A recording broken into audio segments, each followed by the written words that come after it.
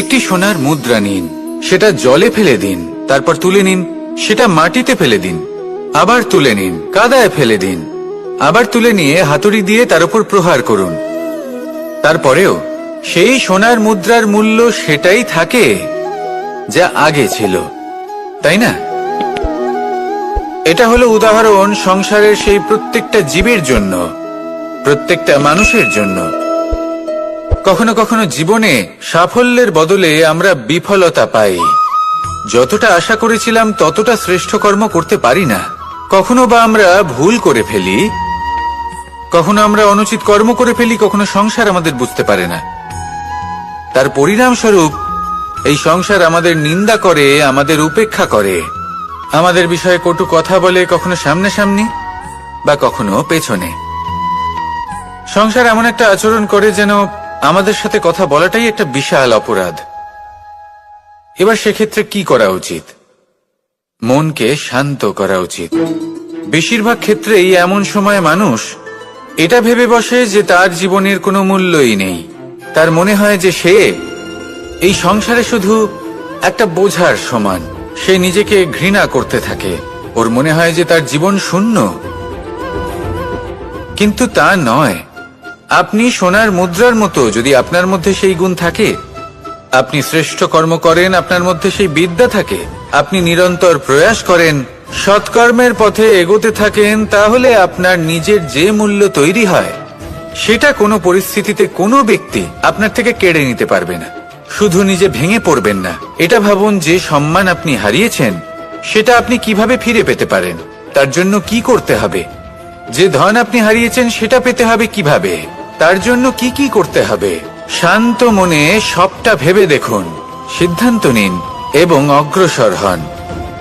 আপনি এই সংসারের কাছে তেমনই হয়ে উঠবেন যেমন আপনার কর্ম হবে। যদি তা শ্রেষ্ঠ হয়, সবাই তাই ভাববে।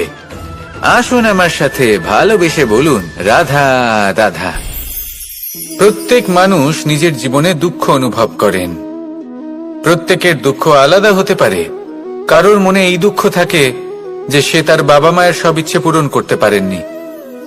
কেউ এটা ভেবে দুঃখ পান যে সে চিরকাল সদাচার করেছেন, সৎকর্ম করেছেন, কিন্তু তাও তাকে দুরাচারী বলে মনে করা হয়।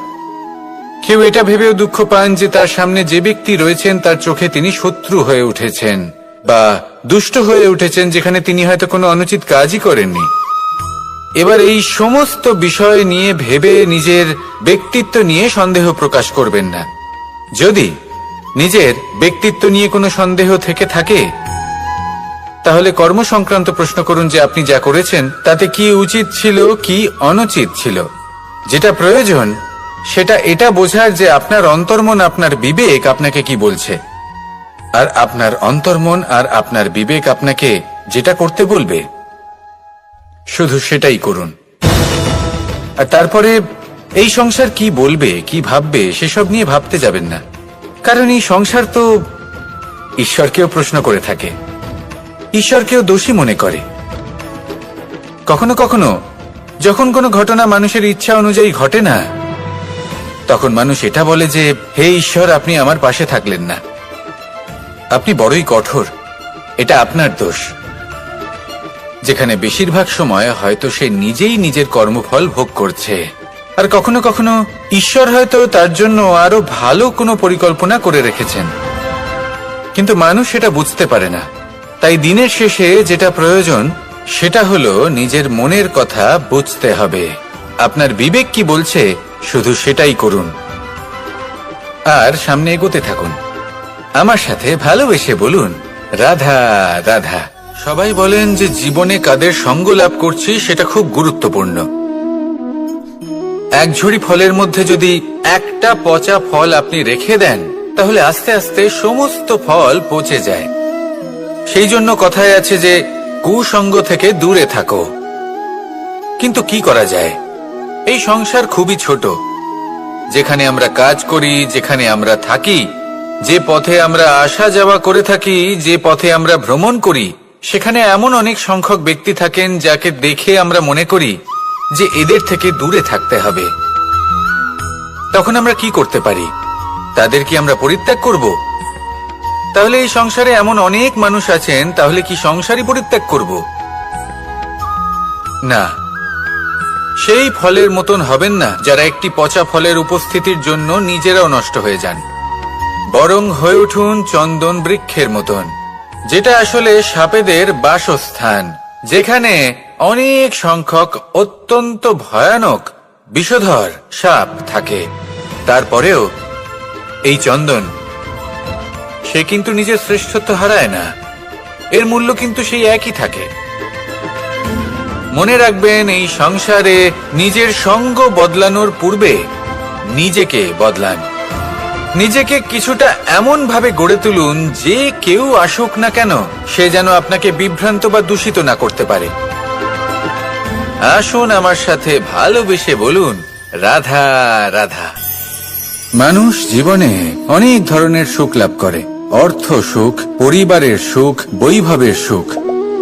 কিন্তু এমন একটা সুখ আছে যা বেশিরভাগ মানুষকে প্রভাবিত করে, কিন্তু সেই সুখ তাদের কোনো প্রয়োজনই নেই। সেটা হলো পরনিন্দা সুখ। অর্থাৎ এমন কোনো ব্যক্তিকে নিয়ে নিন্দা করা, তার প্রতি অনুচিত শব্দ প্রয়োগ করা, কারণ সেই ব্যক্তিকে আপনি পছন্দ করেন না। আর এমন অনেক মানুষ আছেন যারা এই কাজ করে খুব আনন্দ লাভ করেন, যেটা করা উচিত নয়। কারণ এতে আপনার সময়, আপনার ঊর্জা, আপনার নিজের অন্তরের ইতিবাচক শক্তি আপনি নষ্ট করে ফেলছেন। আর এই সব কিছুই আপনার প্রয়োজন আছে। যাদেরকে আপনার পছন্দ নয় সেই ব্যক্তির বিষয়ে কথাই বলবেন না। সেই সব ব্যক্তির দিকে মনোনিবেশ করুন যাদের আপনি ভালোবাসেন। সেই সব কাজে মন দিন যেগুলো আপনার ভালো লাগে। সেই বস্তুর দিকে নজর দিন যেগুলো আপনার প্রিয়, নিজের লক্ষ্যের দিকে, এই সব কিছুর দিকে নয়। এমনটা করলে আপনার জীবনে আপনি সেই সব বস্তুর দিকে নজর দিতে পারবেন যারা প্রকৃত অর্থে আপনার জীবন আরো শ্রেষ্ঠ করে তোলে। এমনটাই করুন, জীবন আরো অনেক বেশি সুন্দর হয়ে উঠবে। আর তখন এই মন প্রসন্ন হয়ে বলবে, রাধা রাধা। আজ আমরা আবার সাফল্য আর অসফলতার বিষয়ে কথা বলবো।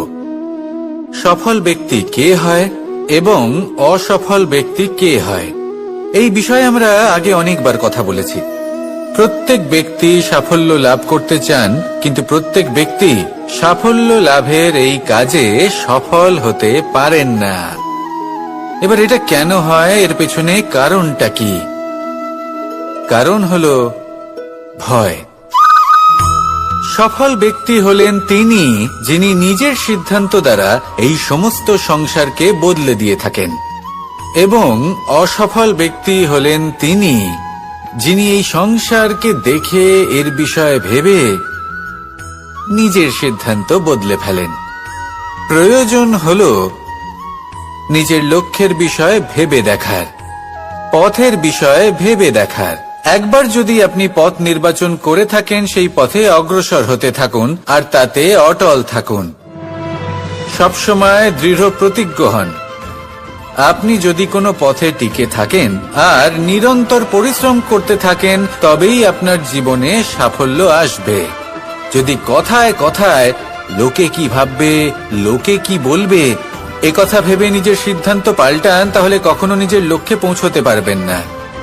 আসুন আমার সাথে ভালোবেসে বলুন, রাধা রাধা। মানুষের 6টি বড় শত্রু রয়েছে, আর এরা অন্য কোথাও নয়, বরং মানুষের অন্তরেই বাস করে।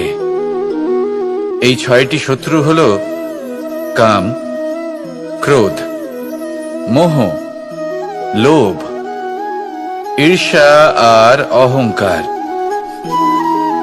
কিন্তু এরা কি চিরকাল আপনার শত্রু হিসেবেই থেকে যায়? এদেরকে নিজের বন্ধু করে তোলা কি সম্ভব নয়? ভেবে দেখুন না। এবার যদি কথা বলি কাম নিয়ে, অর্থাৎ কামনা করা, তাহলে মানুষ যদি জীবনে কামনা করতে থাকে তাহলে সন্তোষের অনুভূতি লাভ করতে পারে না। কিন্তু এই কামনাই মানুষের বন্ধু হয়ে উঠতে পারে। কিভাবে? ধরুন, যদি মানুষ ভাবে আমি আরো অনেক বেশি শ্রেষ্ঠ ব্যক্তি হয়ে উঠতে চাই, আর তার জন্য কর্ম করে, পরিশ্রম করে, তাহলে ভবিষ্যতে গিয়ে শ্রেষ্ঠ ব্যক্তি হয়ে উঠতে পারে। কামনার কারণে, অর্থাৎ এই কামনাই ওর বন্ধু হয়ে ওঠে। কিন্তু ধরুন কোনো মানুষ যদি চায় সে শ্রেষ্ঠ ব্যক্তি হয়ে উঠবে, কিন্তু তার জন্য না কোনো কর্ম করছেন আর না কোনো পরিশ্রম করছেন, আর অধর্মের পথে চলতে শুরু করে দেন, তাহলে এই কামনাই তার শত্রু হয়ে উঠতে পারে। এবার যদি এই কামনাকে নিজের বন্ধু করে তুলতে হয়, তাহলে নিজের নির্বাচনে বিচক্ষণ হতে হবে, নিজের মস্তিষ্কের ওপর নিয়ন্ত্রণ রাখতে শিখতে হবে। সেটাই করুন আর আমার সাথে ভালোবেসে বলুন, রাধা রাধা। আজ আমরা মানুষের আরো একটি শত্রুর বিষয়ে কথা বলবো, যার নাম হলো লোভ। যে কোনো বস্তুকে অত্যাধিক লাভ করার যে বাসনা, যতটা লাভ করেছি ততটা যথেষ্ট নয়, আমার আরো চাই, আরো চাই, একেই বলে লোভ। এবার এই লোভ আপনার জীবনে শুভ না অশুভ, আপনার মিত্র নাকি আপনার শত্রু, সেটাও নির্ভর করছে আপনার ওপর। যেমন ধরুন কোনো ব্যক্তির অসম্ভব ধনের লোভ, সে সেটা অর্জন করছে আর সেটা সংগ্রহ করছে, আর সেটা লাভ করার জন্য সে অনৈতিক কাজ করছে। যদি এই সব হতে থাকে, তাহলে লোভ কিন্তু আপনার পক্ষে অত্যন্ত ক্ষতিকারক।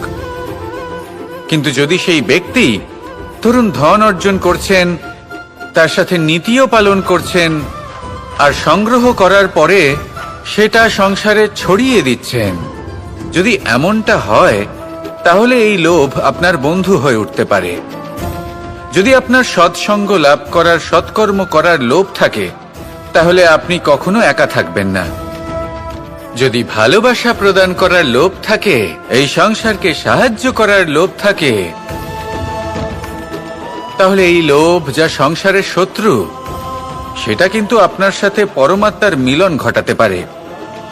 এবার এই লোভকে নিজের মিত্র করে তুলবেন নাকি শত্রু করে তুলবেন, সেই সিদ্ধান্ত আপনারই। আসুন আমার সাথে ভালোবেসে বলুন, রাধা রাধা। কখনো এই প্রকৃতির দিকে তাকিয়ে থাকবেন।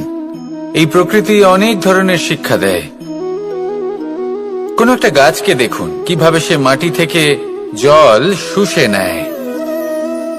সে ঝড় হোক বা হোক কড়া রোদ, সব সহ্য করে এবং অবশেষে সে ফল ধারণ করে। আর সেই ফল উৎপন্ন করার পরে সে ফল কিন্তু সে নিজে গ্রহণ করে না, এই সংসারকে প্রদান করে, যাতে পশু পাখি মানুষ তারা এই ফল গ্রহণ করে শক্তিশালী হয়ে উঠতে পারে, সুস্থ থাকতে পারে। সেভাবেই নদী, সরোবর এরা নিজেরাও কিন্তু নিজেদের জল গ্রহণ করে না, মাটিকে প্রদান করে, পশু পাখিকে প্রদান করে। সূর্য নিজেও নিজের জন্য প্রজ্বলিত হয় না, সে প্রকাশ ছড়িয়ে দিতে চায় আমাদের সবার কাছে, সে আলো পৌঁছে দিতে চায়। এই প্রত্যেকের কর্মে পরমার্থ নিহিত আছে, আর সেই জন্যই এদের সকলকে পুজো করা হয়। তাই মনে রাখবেন, আপনার কাছে জীবন যাপনের অতিরিক্ত যা কিছুই আছে, তা পরমার্থের জন্য। তাহলে তার সদ্ব্যবহার করুন আর আমার সাথে ভালোবেসে বলুন, রাধা রাধা। পরিবর্তন, এটা হলো সৃষ্টির অমূল্য নিয়ম। এই সংসারে সবকিছু সময়ান্তরে পরিবর্তিত হয়, এই সময়ও পরিবর্তিত হয়। পরিবর্তন চিরকাল হয়ে এসেছে আর চিরকাল হতে থাকবে। কিন্তু এবার আমরা সেই পরিবর্তন কিভাবে লাভ করব, যেটা আমাদের প্রয়োজন, যেটা আমরা চাই। আমরা জীবনে বিকাশ চাই। এই বিকাশ কিভাবে লাভ করতে পারি? এই প্রকৃতি কিন্তু আমাদের অত্যন্ত উত্তম উদাহরণ দিয়ে বুঝিয়েছে। একটি বিন্দুর উদাহরণ দিয়েছে, যা ভবিষ্যতে একটা বিশাল নদীর আকার ধারণ করে। এটা কিভাবে হয়? মেঘ থেকে একটি বিন্দু ঝরে পড়ে সেই পর্বতের ওপর যেখানে হিম আছে। সেই হিমের সংস্পর্শে আসা মাত্র সেই বিন্দুর সাথে আরো বেশ কিছু বিন্দু যুক্ত হয়, তারপর তারা অগ্রসর হয়, আরো কিছু বিন্দু যুক্ত হয়, আস্তে আস্তে একটা ক্ষীণ ধারার রূপ ধারণ করে, এবং সেটাই ভবিষ্যতে আরো এগোতে থাকে অনেকটা যাওয়ার পর যখন অনেক সংখ্যক বিন্দু একসাথে যুক্ত হয় তখন সেটা বিশাল নদীর আকার ধারণ করে। এবার আমরা মানুষ বলে আমাদের সাথে এই নিয়মের অন্যথা হয় তা নয়। আমরাও এই প্রকৃতির অংশ, আমাদের ক্ষেত্রেও একই নিয়ম প্রযোজ্য। যখন পরিশ্রম করে অনেক সংখ্যক বিন্দু আমরা একত্রিত করব তখনই পরিবর্তনের নদী প্রবাহিত হবে। প্রয়োজন হলো নিরন্তর পরিশ্রম করা এবং ধৈর্য ধরা। এটা করতে থাকুন, জীবনে সবকিছু লাভ করতে পারবেন। কারণ প্রকৃতি আমাদের এটাই শিখিয়েছে, আর আমরা এই ব্রহ্মরই একটি অংশ, যার দ্বারা এই ব্রহ্মাণ্ড নির্মিত। আসুন আমার সাথে ভালোবেসে বলুন, রাধা রাধা। আমরা সকলে সামাজিক জীব। মানুষের সাথে দেখা সাক্ষাৎ করা এটা চিরকালই চলতে থাকে। আমরা কখনো কাউকে উপহার দিই, আবার কখনো কেউ আমাদের উপহার দেয়। কখনো কি এমন হয়েছে যে আপনি কাউকে একটা উপহার দিয়েছেন, কিছু সময় পরে বা কিছু মাস পরে সেই উপহারই ঘুরে ফিরে আপনার কাছেই এসেছে, অর্থাৎ সেই বস্তুটাই আপনার কাছে আবার ফিরে এলো? এরকম হয়। ছেলেবেলায় একদিন একজনের বিবাহ ছিল, তখন মা তাকে একটা উপহার দিতে চাইছিলেন। তাই তিনি একটা পোশাক বানালেন আর সেটাকে সুসজ্জিত করছিলেন। আমি দেখলাম আর জিজ্ঞেস করলাম যে মা, এই পোশাক এত সুসজ্জিত করার কি আছে? তখন মা বললেন যে কানাই, কখনো কাউকে এমনই উপহার দেবে, এমন প্রকারে দেবে যে সেটা যদি আবার ঘুরে ফিরে তোমার কাছে ফিরে আসে তাহলে যেন তোমার খারাপ না লাগে। এটাই কিন্তু হয় আমাদের ব্যবহারের সাথে, কর্মের সাথেও এবং আমাদের কথার সাথেও। তেমনই আচরণ করবেন যে আচরণ আপনি সহ্য করতে পারবেন। যদি মুখ থেকে কটু কথা বেরোতে থাকে তখন নিজেকে সংযত করে নিন। সেই শব্দই প্রয়োগ করুন যেটা আপনি তার বদলে শুনতে চাইবেন এবং আপনার দুঃখও হবে না।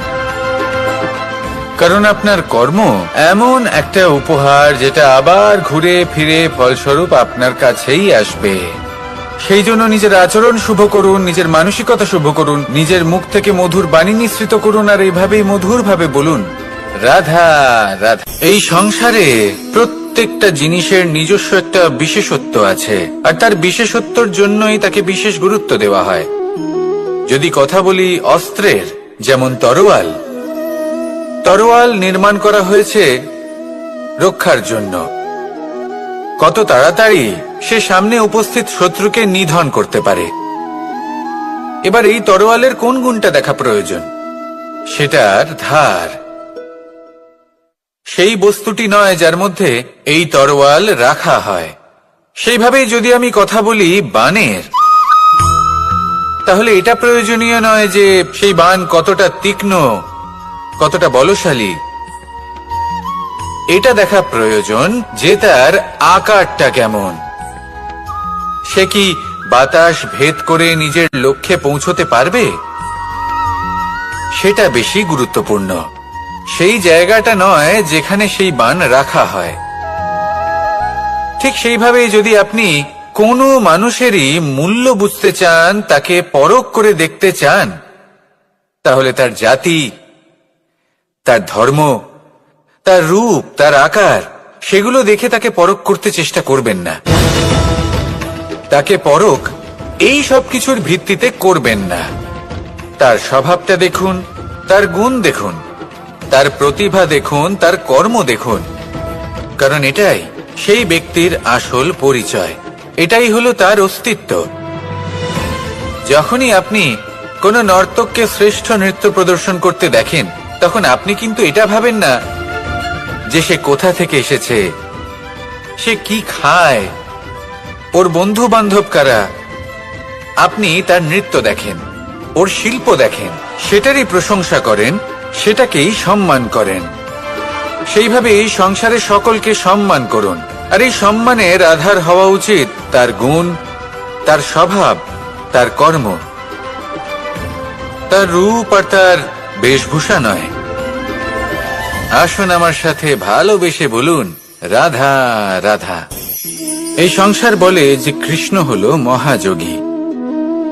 কেউ বলে যে কৃষ্ণ হলো সাংখ্যযোগের প্রবর্তক, কেউ বলে ভক্তি যোগের, কেউ বলে জ্ঞান যোগের, কেউ কেউ এটা মনে করেন যে অষ্টাঙ্গ যোগের প্রভু হলাম আমি। কিন্তু এই যোগ আসলে কি? যোগ বিষয়টাকে বোঝা খুব একটা কঠিন নয়, কিন্তু সেই যোগকে নিজের যাপনের অংশ করে তোলা হলো অত্যন্ত কঠিন, আর তার জন্য প্রয়োজন অভ্যাস। যোগ শব্দটার অর্থ হলো যুক্ত করা, আর এটা আমি ছোটবেলায় শিখেছিলাম।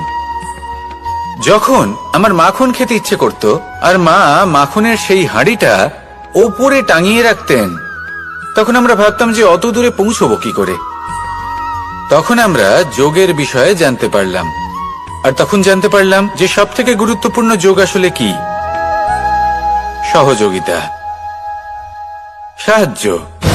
আমরা সব সখারা একসাথে জড়ো হতাম, একে অপরের পিঠের ওপর উঠে দাঁড়াতাম, আর তারপর আমরা ওই মাখনের হাঁড়ির কাছে পৌঁছতে পারতাম, আর তারপর আমরা সবাই মিলে সেই মাখন ভাগ করে খেতাম। সহযোগিতা, এটা অত্যন্ত গুরুত্বপূর্ণ। পাণ্ডবরাও মহাভারতে এটাই করেছিলেন। ওনাদের সাথেও কেউ ছিল না, একে অপরকে সাহায্য করে ওনারা অনেক বীরদের একত্রিত করেছিলেন। তারপর অবশেষে মহাভারতের এই মহাযুদ্ধে ওনারা জয়লাভ করেছিলেন। রামায়ণে রাম এবং লক্ষ্মণের সাথে কেউ ছিল না। সহযোগিতার মাধ্যমে ওনারা ভাল্লুক আর বানর সেনাকে একত্রিত করেছিলেন, আর এই সংসারের সব থেকে প্রবল রাক্ষস রাবণকে বধ করেছিলেন। মনে রাখবেন, একসাথে মিলে যদি আপনারা কর্ম করতে শেখেন, তাহলে এই সংসারে এমন কিছুই নেই যেটা আপনি অর্জন করতে পারবেন না। আসুন আমার সাথে ভালোবেসে বলুন, রাধা রাধা। মানুষ যখনই কোনো পর্বতারোহণ করতে শুরু করে, তখন সে বারবার পড়ে যায়, বারবার উঠে দাঁড়ায়, সামনে এগোতে চেষ্টা করে। কিন্তু যদি সে দৃঢ় নিশ্চয় করে থাকে, তাহলে সে অবশেষে সেই পর্বতের শিখরে পৌঁছেই যায়। চলার পথে যদি বড় কোনো পাথর চলে আসে বা পর্বতের কোনো বড় অংশ সামনে আসে, তাহলে সে তার সাথে ধাক্কা খায় না, সে পথ বদলে নেয়। কিন্তু বাধা তাকে সবসময় পেতেই হয়, আর সেই বাধা সে পায় ছোট ছোট পাথরের দ্বারা। তাদের উপর পা পড়লে তার পা পিছলে যায় আর সে পড়ে যায়। এই ছোট ছোট পাথর হলো আমাদের জীবনের সেই ছোট ছোট সমস্যা, সেই ছোট ছোট ভুলগুলো যেগুলো আমরা অবজ্ঞা করতে থাকি। আমরা ভাবি এর দ্বারা কি বা ক্ষতি হবে, কিন্তু সেগুলোই অনেক সময় আমাদের অসফলতার কারণ হয়ে দাঁড়ায়। যত তাড়াতাড়ি সম্ভব এই ছোট ছোট পাথরগুলিকে জীবন থেকে তুলে ফেলে দিন। ভুল হওয়াটা স্বাভাবিক, কিন্তু তার মানে এই নয় যে বারবার সেই ভুলের পুনরাবৃত্তি ঘটবে। ভুলটা বুঝুন, সেটা স্বীকার করুন, আর সেটা শুধরে নিন। যখন আপনি এটা করতে শিখবেন, তখনই খুব তাড়াতাড়ি আপনি সেই শিখরে পৌঁছতে পারবেন। আর যখন পৌঁছে যাবেন, তখন এই মন প্রসন্ন হয়ে বলবে, রাধা রাধা। সূর্য এই সংসারকে আলো প্রদান করে। সূর্যের মনে যদি নিজের তেজের জন্য অহংকার জন্ম নেয়, তখন তার অহংকার ভঙ্গ করে মেঘ। সূর্যের আলো পূর্ণরূপে ঢেকে দেয়। মেঘের মনে যদি নিজের গতি নিয়ে অহংবোধ জন্ম নেয়, তাহলে মেঘের অহংকার ভঙ্গ করে পর্বত। মেঘের গতি অবরুদ্ধ করে দেয়।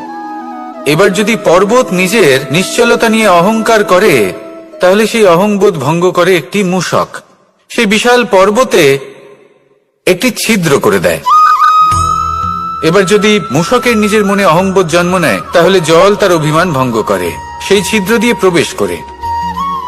আর যদি জলের মনে অহংবোধ জন্ম নেয়, তখন মানুষ বাঁধ নির্মাণ করে তার গতিপথ রুদ্ধ করে, জলের অহংকার ভঙ্গ করে।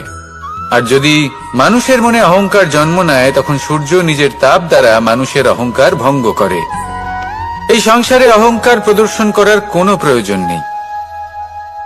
আমাদের সবার মধ্যেই কিছু বিশেষ গুণ আছে, আর সবার মধ্যে কোনো না কোনো দোষও আছে। এই প্রকৃতি আমাদের কি শিক্ষা দেয়? কেউ একে অপরের সাথে লড়াই করে না, একে অপরের জন্য বাধা সৃষ্টি করে না, শুধু নিজের কর্ম করে। সূর্য নিজের প্রকাশ দ্বারা বনস্পতি এবং গাছপালাকে জন্ম দেয়। মেঘ বর্ষা সৃষ্টি করে লুপ্ত হয়ে যায়, আবার নির্মিত হয়। পর্বতের সেই নিশ্চলতা সেই বর্ষাকে একটা দিশা প্রদান করে, আর তারপরে তা ধারা হয়ে প্রবাহিত হয়ে যায়। এইসব কি?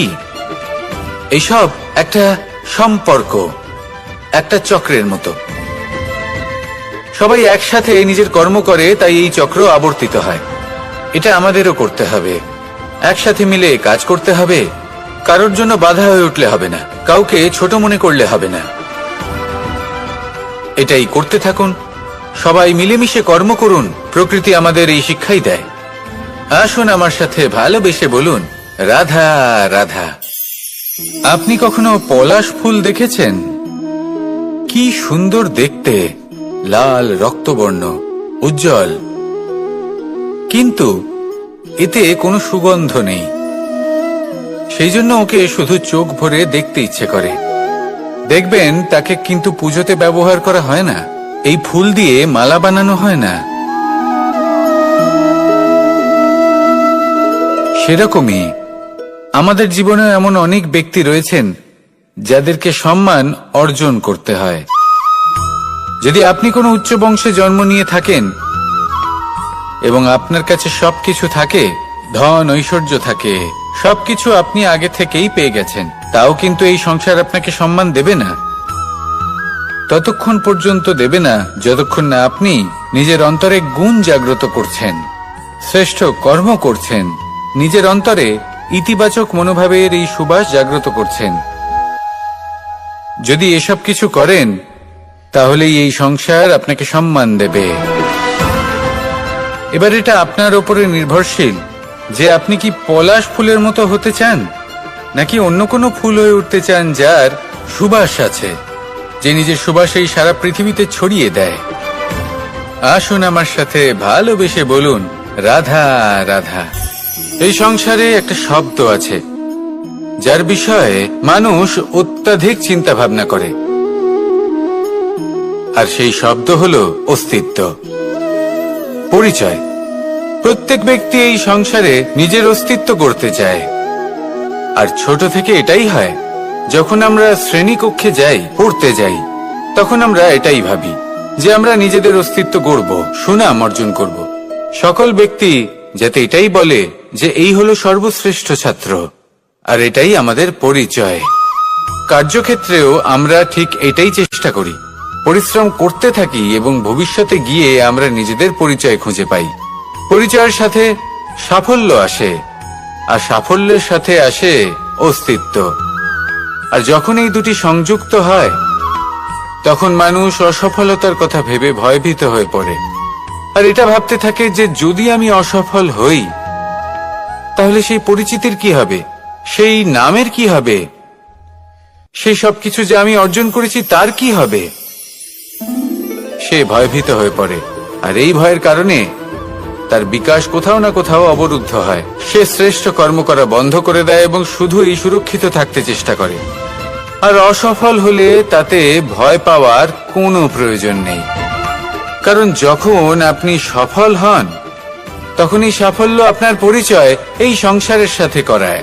কিন্তু যখন আপনি অসফল হয়ে থাকেন তখন এই অসফলতা এই সংসারের পরিচয় আপনার সাথে করায়, যা অত্যন্ত আবশ্যক। অসফলতা প্রত্যেকের জীবনেই আসবে, তার সম্মুখীন হন আর তার থেকে শিক্ষা লাভ করুন। কারণ যখনই আপনি অসফল হন তখনই আপনার জ্ঞান চক্ষু উন্মুক্ত হয়। আসুন আমার সাথে ভালোবেসে বলুন, রাধা রাধা। নিজের নিজের অভিজ্ঞতাগুলো দেখে, তার পরিণাম দেখে প্রত্যেক মানুষের মনে একটা ধারণা জন্ম নেয়। প্রজন্মের পর প্রজন্ম যখন অগ্রসর হতে থাকে, এই ধারণাগুলোই কারণ হয়ে ওঠে যা মানুষের জীবনে তার শুভর, অশুভর, লাভের, ক্ষতির এই সবকিছুর আধার হয়ে ওঠে। যেমন ধরুন আপনি কোথাও যাচ্ছেন আর পথে বেড়াল রাস্তা পার করে গেল, সেটা অশুভ বলা হয়। কেউ হাঁচলে কাজ থামিয়ে দেওয়া হয়। বলা হয় যখন আপনি কোনো শুভ কাজ করতে যাবেন তখন মিষ্টি খেয়ে যাবেন, কাজ সফল হবে। যদি কোনো ব্যক্তি অনুচিত কথা বলে দেন তার মানে অনুচিত কিছুই ঘটবে, আদি ইত্যাদি এরকম অনেক সংখ্যক ধারণা আছে। কিন্তু সবকিছু যদি এরকমই হতো তাহলে প্রত্যেক মানুষ নিজের কথা দ্বারা নিজের বা অন্য কারোর জীবন স্বর্গতুল্য করে তুলতো, নয়তো নরকে পরিণত করত। কিন্তু এরম কি আদৌ হয়? না।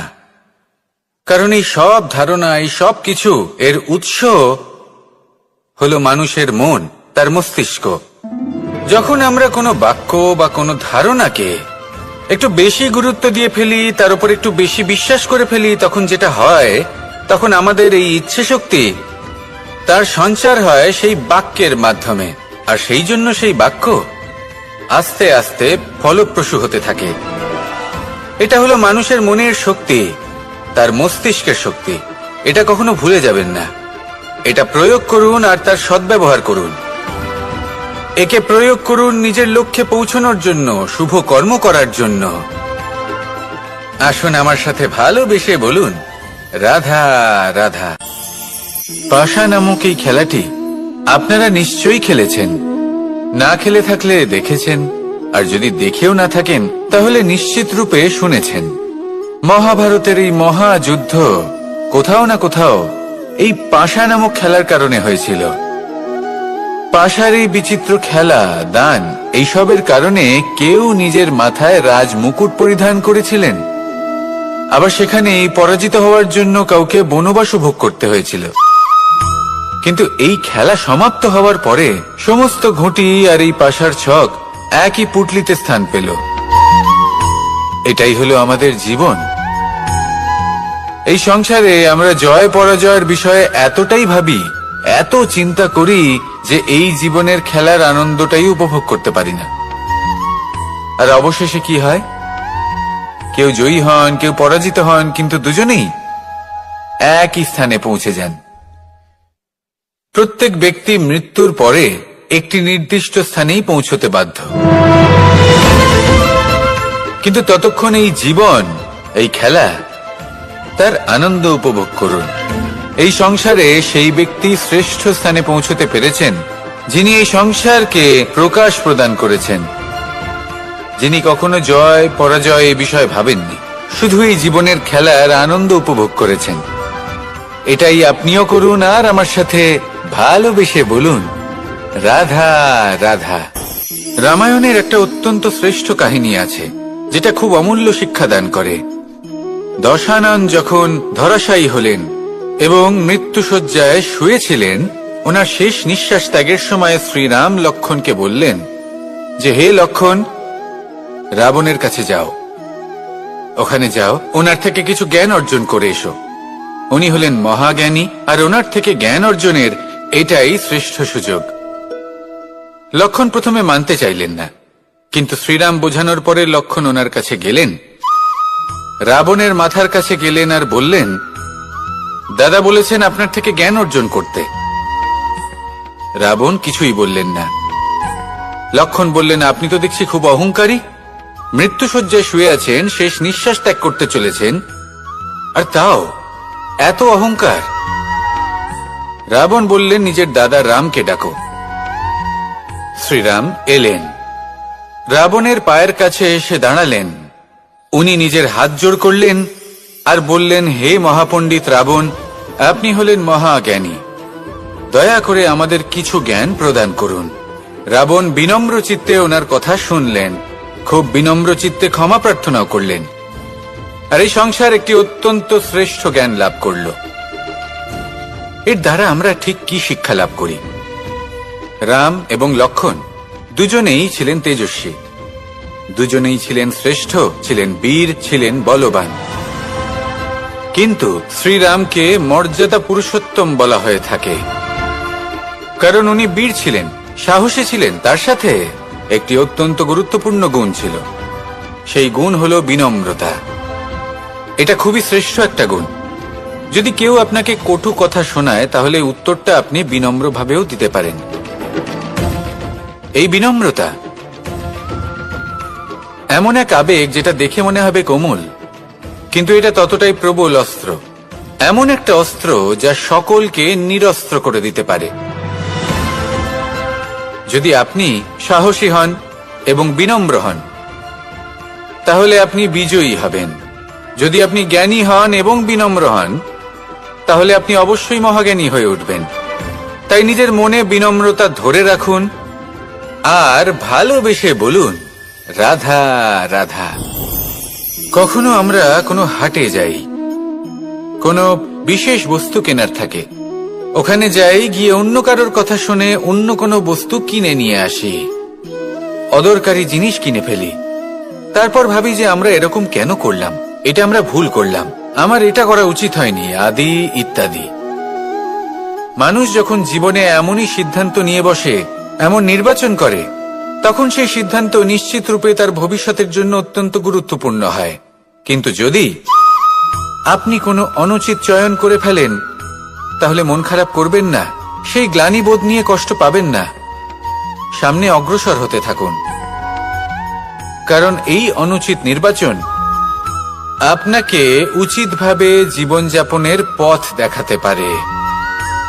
এবার যদি আমি আপনাকে বলি যে আপনি আগুনে হাত দিন, সেটা কি আপনি করবেন? করবেন না। কেন? কারণ জীবনে কোনো না কোনো দিন আপনি একটা ভুল নির্বাচন করে আগুনে হাত দিয়েছিলেন, তারপরে আপনি শিক্ষা পেয়েছিলেন যে আমি জীবনে আর কোনোদিন আগুনে আর কিছুতেই হাত দেব না। এই জীবনও ঠিক সেরকমই। জীবনের সেই সব অধ্যায়, সেই সব সময় যা ব্যর্থ হয়েছে, সেটা নিয়ে ভেবে সময় নষ্ট করবেন না। সেটা থেকে যে শিক্ষা পেয়েছেন সেটা মনে রাখুন, আর যে অধ্যায় বাকি রয়েছে, যে সময় বাকি রয়েছে, তাতে কিভাবে সফল হওয়া সম্ভব সেই বিষয়ে ভাবুন।